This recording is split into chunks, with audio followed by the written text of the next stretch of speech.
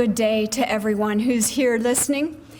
Bruce has for us a prelude to start our service.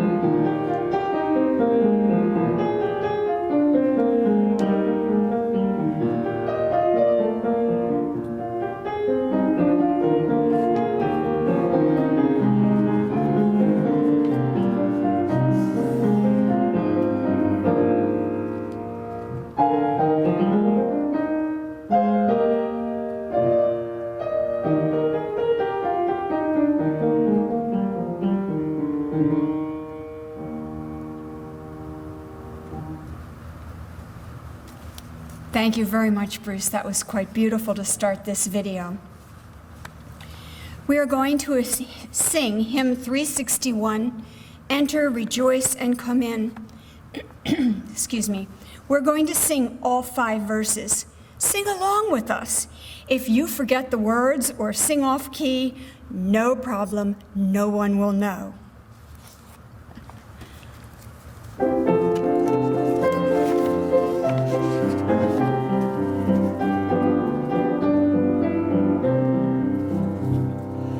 Enter, rejoice, and come.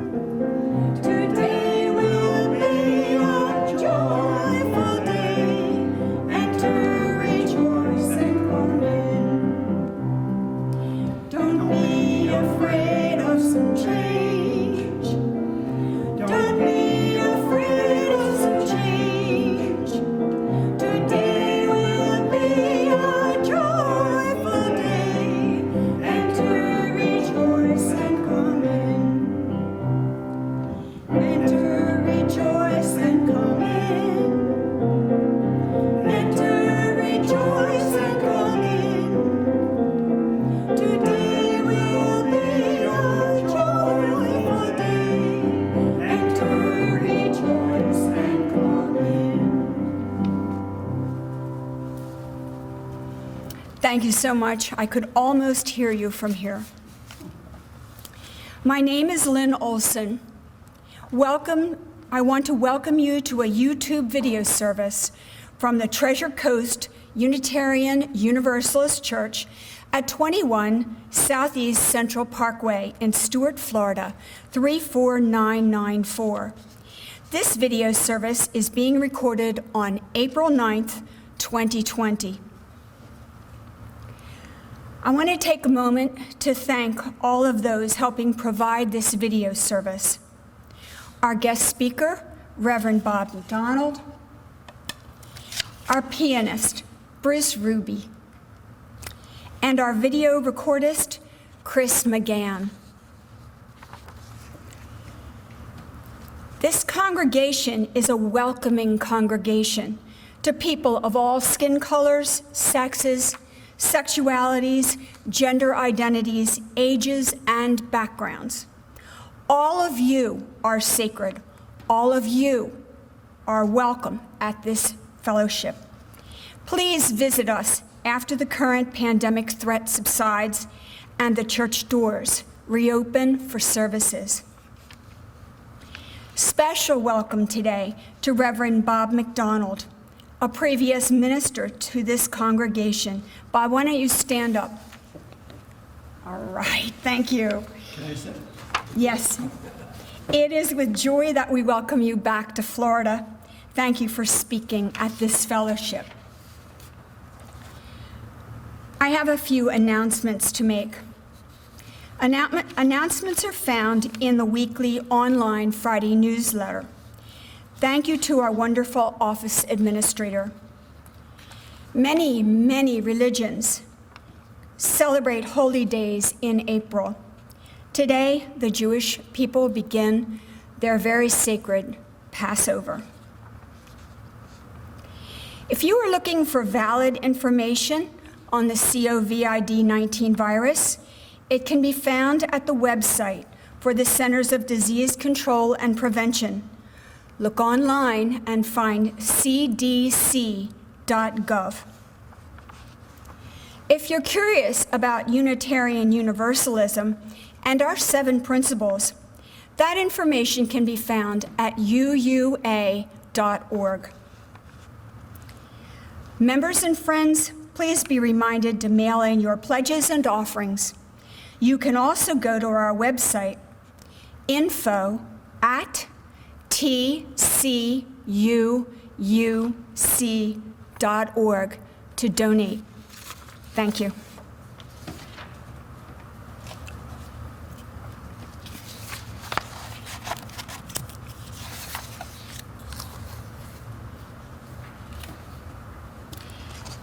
I'm going to light our beautiful fellowship chalice this day to remind us of the inherent worth and dignity of every person.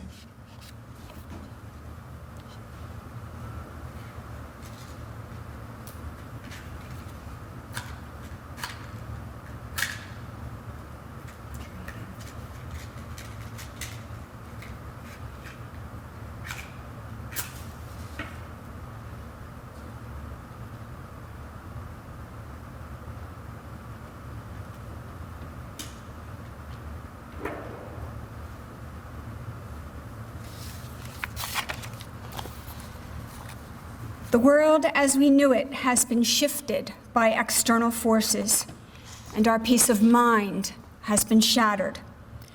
Our world is out of our control.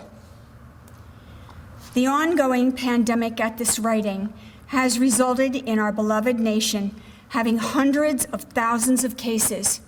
People are dying at ever-increasing rates. I have searched and searched for words to give you as listeners a degree of comfort in these stressful, vulnerable, tense times. And what do we hold on to? What do we lean on? Where do we find equilibrium? I have decided to offer you some opening words that answer these questions for me. They reflect my own practices.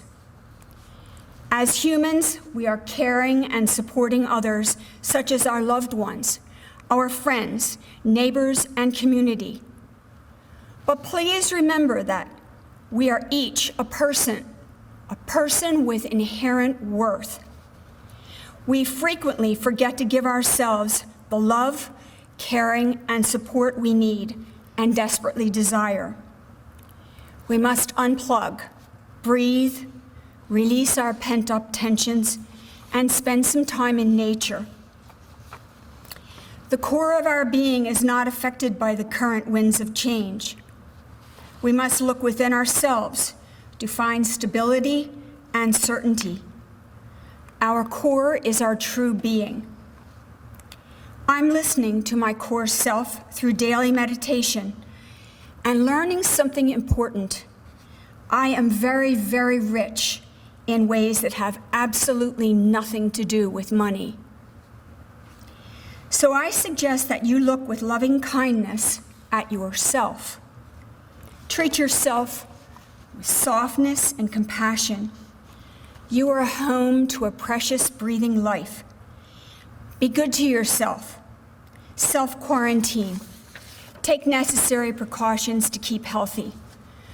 Move your body. Feel into your mind and give your body healing rest when you need it. Find some time for you. Look within to find your core equilibrium. Breathe in peace and love and comfort. Look within. Right now, I want you to take a moment to give yourself both a mental and physical hug. No one's looking, and you can repeat it as often as you want.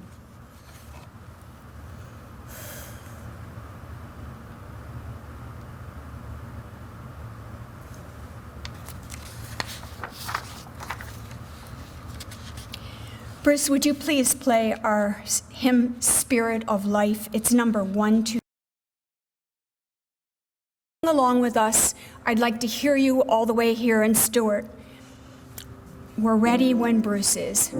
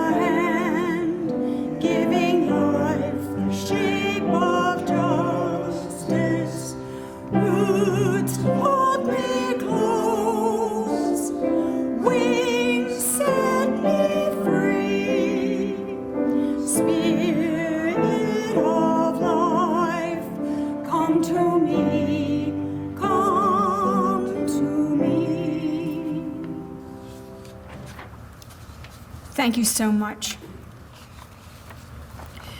We are going from there into the affirmation. I'd like you to repeat this after me, please. Love is the spirit of this church, and service is its law. This is our great covenant, to dwell together in peace, to seek the truth in love, and to help one another. James Viola Blake, 1894.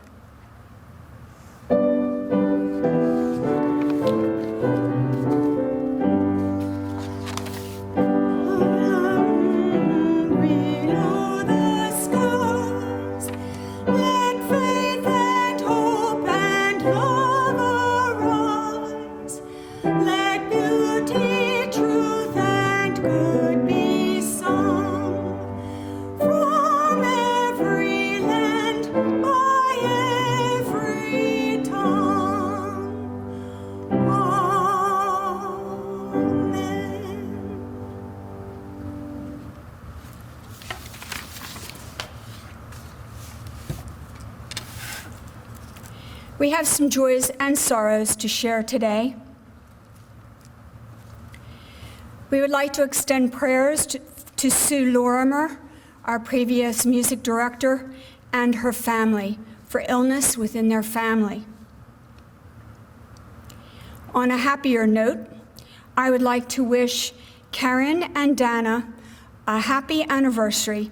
They celebrate their 32nd wedding anniversary on April 16th. We express heartfelt gratitude to all healthcare workers, epidemiologists, scientists, grocery store workers, medical suppliers, farmers, pickers, manufacturers of protective equipment, delivery people, and all others helping us through this health crisis. We mourn today and every day the worldwide loss of life. Let us pause for just a moment in reflection.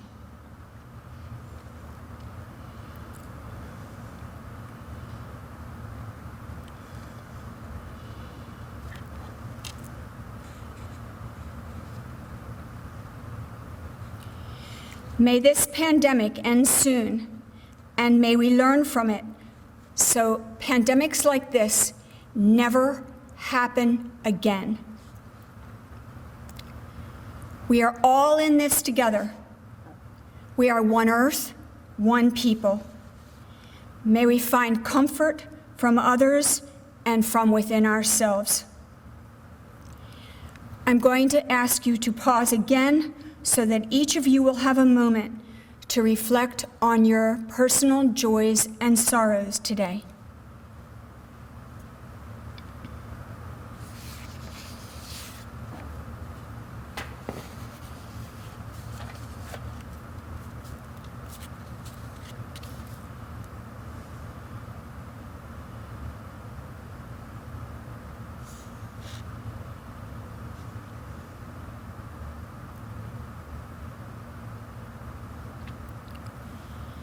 Thank you. I have a short meditation for you. It is attributed to Kalidasa, who lived between the 4th and 5th century. He was a poet in India.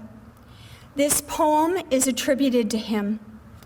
I found it, and it had been decorated by hand on a stone. I'll show it to you.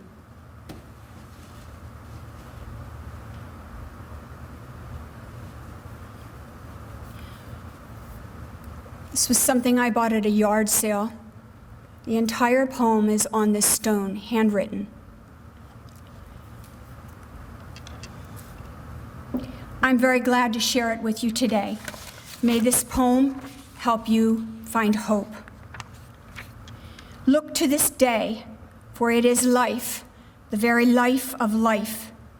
In its brief course lie all the verities and realities of your existence. The bliss of growth, the glory of action, the splendor of beauty. For yesterday is but a dream, and tomorrow is only a vision. But today, well lived, makes every yesterday a dream of happiness, and every tomorrow a vision of hope. Look well, therefore, to this day.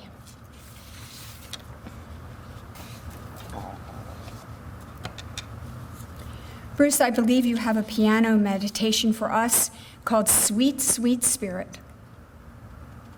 It's something else, but... Okay. It's something else.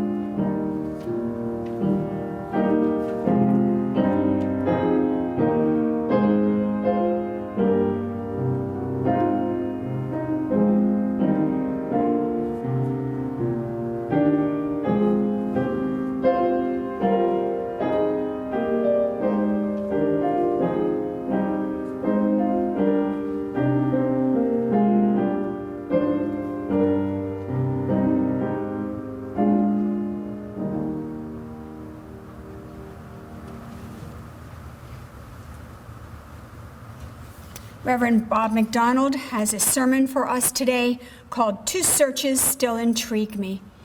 Thank you again for doing this, Reverend Bob, and you're up.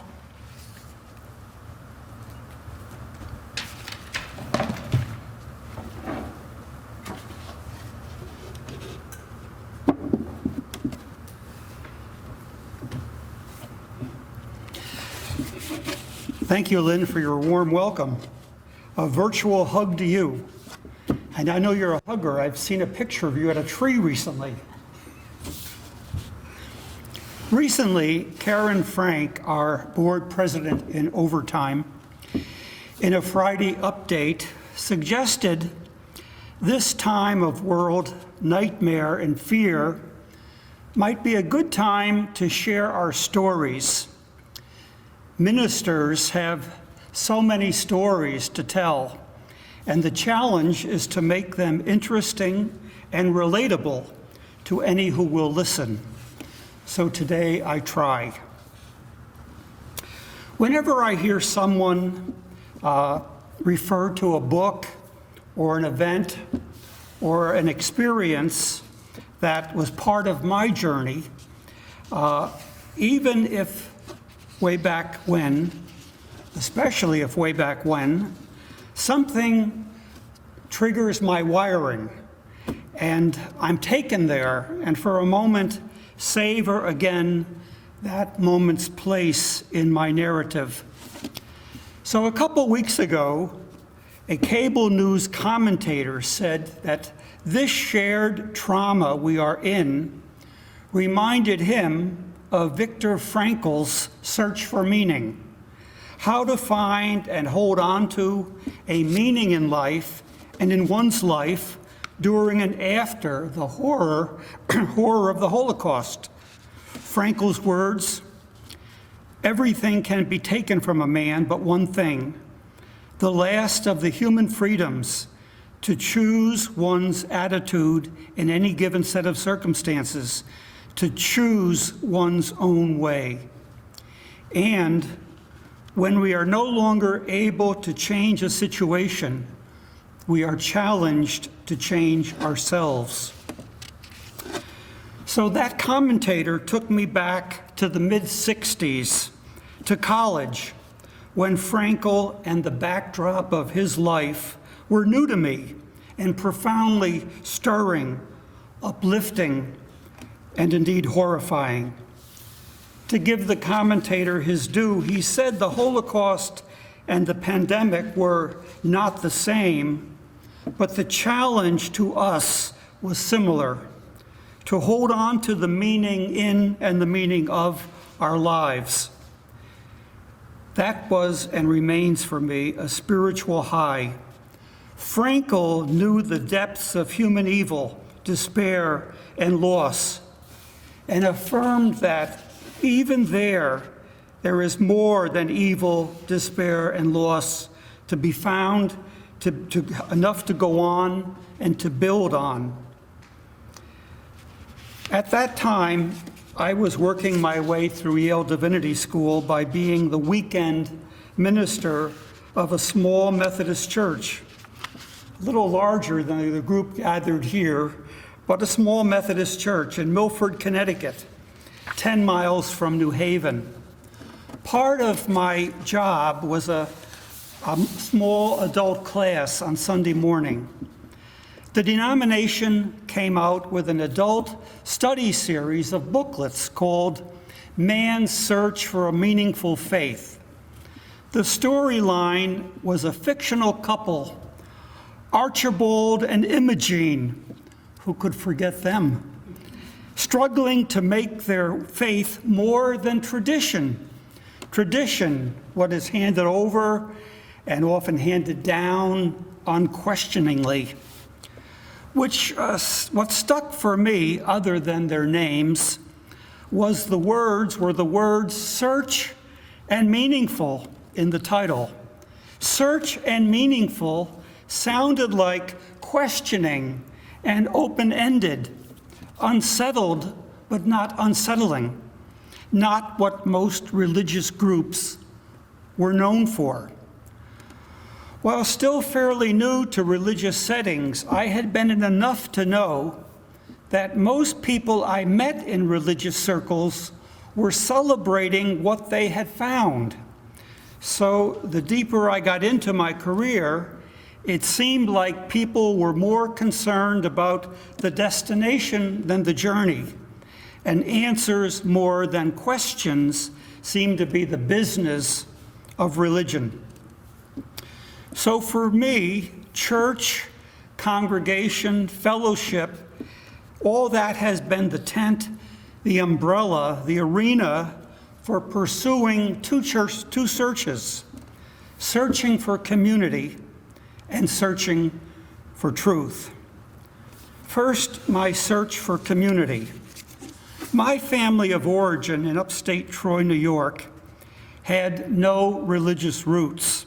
They were not practicing religion. They were practicing survival at the bottom of the economy. My brother in high school and I in junior high heard that there was a big youth group in the downtown Methodist Church, which was just down the street from where we lived. We also heard there were a lot of girls in the group.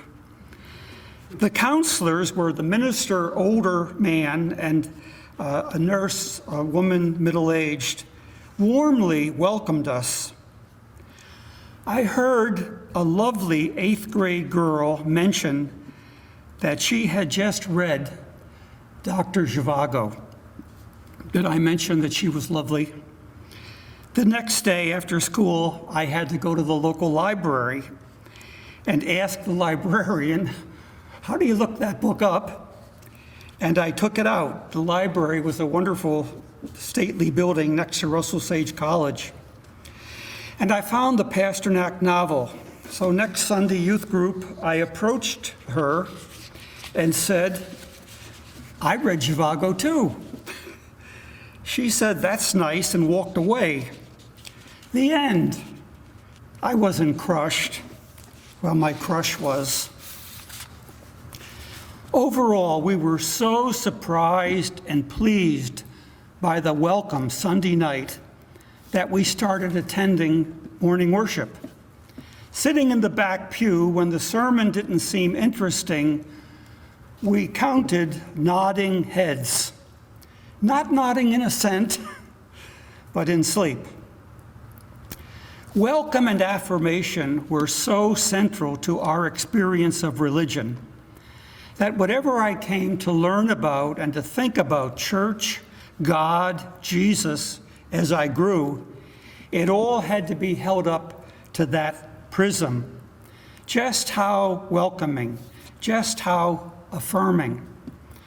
Now, in college and seminary, I learned about the most segregated hour of the week. In the middle 1800s, the Methodist denomination split between a North and South denomination, so Southern Methodists could own slaves. That split was healed, at least nominally, in 1939. 1939! 8 decades after the country split was healed, at least nominally. We know what white privilege has come to mean to non-whites.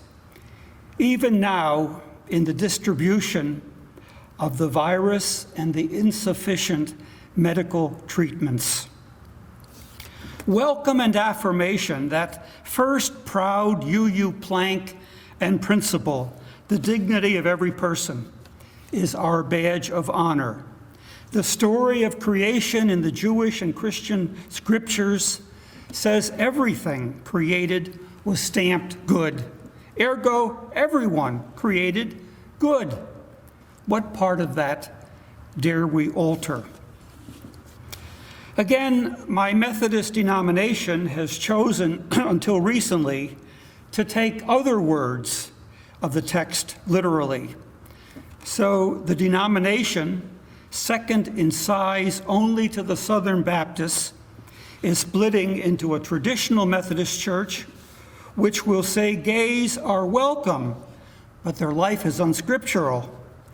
How welcome would you feel between a traditional church and a progressive Methodist church, which says all people are good, all people are free to love whom they love, and all people can marry.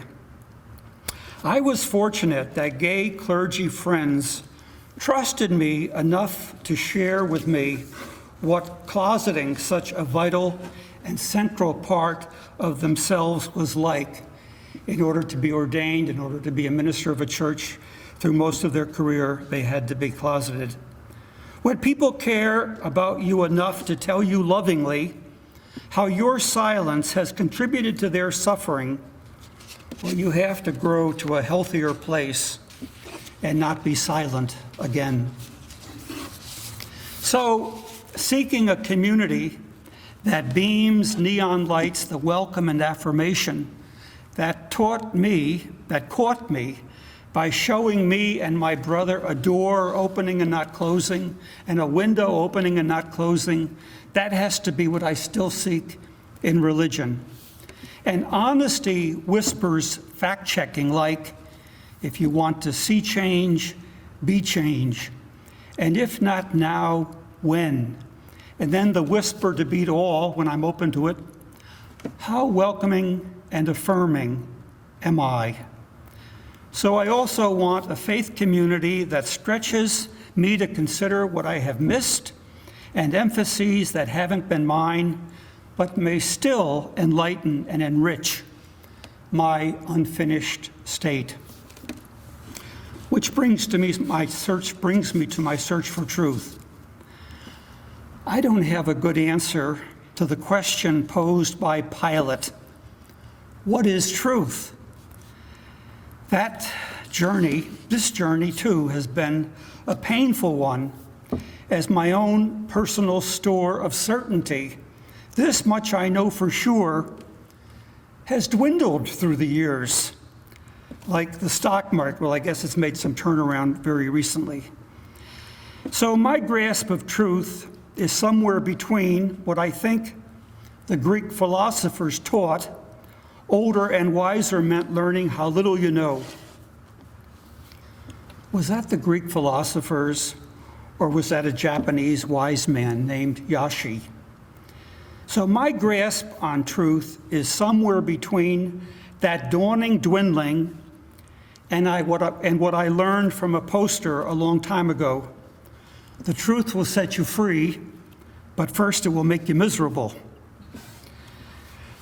I began, like many, thinking the Gospels were the only truth I needed.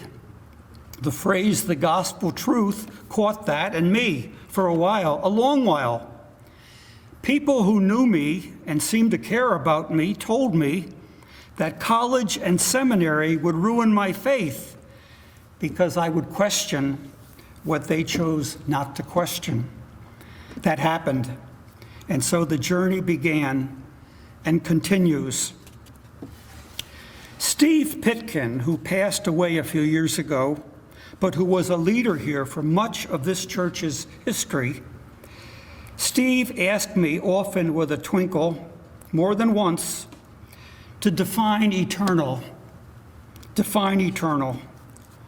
All I could say was what I learned in college: eternal is about how deep, not how long. And when you know something like love is eternal, you know it's about depth. Duration doesn't seem relevant. When I left here, I told Steve to be sure to put that one to our new minister, share the wealth. I also learned in college that the root meaning of the word religion is to choose. So religious truth is in part what I choose to be true, what I want to be true, what is true for me. Can I say the truth chose me? I think I can, because it feels such to me, as I am, I think, increasingly committed to the truth, what is true for me. But what is it? Religious truth is the truth of commitment, what we are committed to, what we have found, what has found us, refined us, and re-educated, stretched us. Pascal said that human beings must be known to be loved, but divine beings must be loved to be known. Now, I looked that up just to be sure I got it right. Human beings must be known to be loved, divine beings must be loved to be known. But then I also saw this, and maybe you know this. All men's miseries arise from not being able to sit in a quiet room alone. That doesn't apply to anything I'm saying tonight, but I sure want to think about that. And one example of the gospel truth. The Gospel of Mark is considered the oldest, the first written, and the basis or outline of the others. So you get to the end, or almost the end, chapter 16, verse 8, and you get a footnote there which reads, "The original gospel ended here, but someone later added the following verses." So verse 8 says what happens when the women go to the tomb to find Jesus. It says they got startled, afraid, and they ran away and didn't tell anyone. Well, that startles me, because if they ran away and didn't tell anyone, well, you know where that goes. So here's the oldest manuscript adding on. That says to me the gospel truth is unfinished, just like me. And it has some so human touches. There's another little gem in the oldest gospel, Mark, and I love the Gospel of Mark. It's pretty clear that the author alters a line from the Hebrew prophet Isaiah to make it about the storyline of John the Baptist as the announcer of Jesus. If you read Isaiah, written 700 years ago before Jesus of Nazareth, it clearly was written for his own time. But a word change can make it seem like it was looking way down the centuries. So there seems some creative writing in the Gospels to make them the gospel truth. What has turned out to be true for me is that there are many gospel truths that have been and remain sources of light for me, like Frankel's search and Archibald Nimogene's search. They have been for me major breadcrumbs or manna from heaven for my own searching. And here at UU, we get to tell each other what has nourished our journeys. Pretty interesting fare to someone who isn't finished. I'd like to mention a few more of the light bulbs that have lit my way. My canon of sacred texts would have to include the Gospel according to Peck, M. Scott, the Roman Catholic psychiatrist. Who has said better that we get most out of life when we take responsibility, when we know that we're responsible for our own gifts and our own stumbles, the road less traveled? And who has better identified evil than blaming someone else as wholly responsible for something you have to take a little credit for yourself? I found out that there was a prominent ethicist retired in a nearby community in Connecticut, and invited him, Roger Shin, to speak to a town hall gathering by the churches, to ask him to reflect on the ethics of then President Bush. George W. He praised the president for his conquering an addiction, and then faulted him for naming 3 countries as the axis of evil. And Shin said, the axis of evil spins through each of us, and we could all turn in its direction. Dangerous to name it in someone else. Another gospel for me you may not have heard of, that's the Gospel of Thomas. Not the Gnostic gospel from the Nag Hammadi library. I mean the Gospel of Marlo Thomas. When she sang, "Free to be you and me," and then "It's all right to cry. Crying takes the sad out of you." We have a lot of sad in us now. I was telling my daughter, the lawyer, that I was taping a sermon tonight, and she helpfully replied, "I hope you're going to tell them something useful, like how do we grieve when we can't even hug each other?" I said, I don't know. And she said, well, that's a start. I don't know what I did to deserve a wonderful lawyer daughter, but I'm grateful most of the time. I'm glad the gospel according to Fred Rogers has come to the big screen. Gentle, soft-spoken, affirming of every neighbor we have and every feeling we have, especially glad and sad and occasionally mad. Well, if our sacred texts don't help us own all that, then we need to add the texts that do. I would have to include a gospel of sacred posters. The one I mentioned, a picture of a doll coming through a wringer on an old washboard, and the saying, the truth will set you free, but first it will make you miserable. I used to have that inside my office door, so when people needed to talk to me, I would close the door, they would see it, and it started many conversations. Another one said, the main thing in life is to keep the main thing the main thing. These two searches for community and for truth have made life interesting, satisfying, and occasionally tormenting. I know I am enriched when others tell me what they are seeking and finding. I trust search and meaningful will keep the brain and heart working, because I know the truth I care most about engages and enriches both.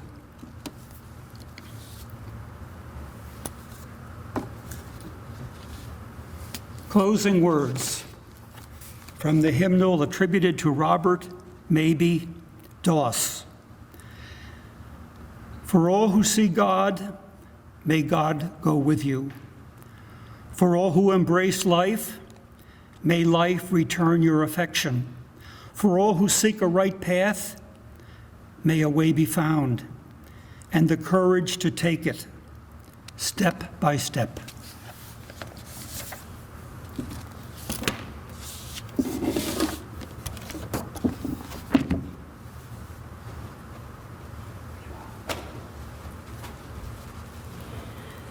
Thank you so much, Reverend Bob MacDonald. That was an awesome sermon. We really appreciate your being here and speaking with us. I'm going to extinguish the chalice in a moment. It is the symbolic flame of our Unitarian Universalist chalice. And when it is extinguished, may we carry the flame with us, and may our core light shine brightly.